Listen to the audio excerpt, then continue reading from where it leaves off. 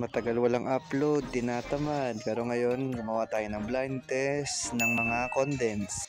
Kasama sina Sir Otep, Sir Pao, insert surgeon. Nakauwi na siya nung nag-blind test kami.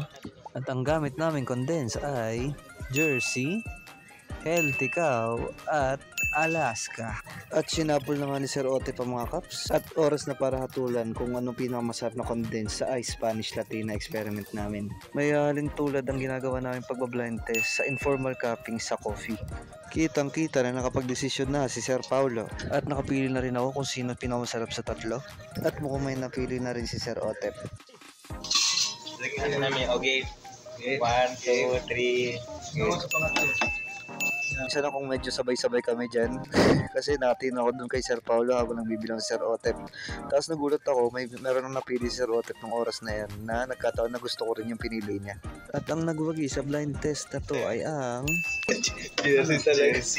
comment down below kung meron kayong gustong ipa-blind test sa amin sa kape. Yun lang, maraming salamat.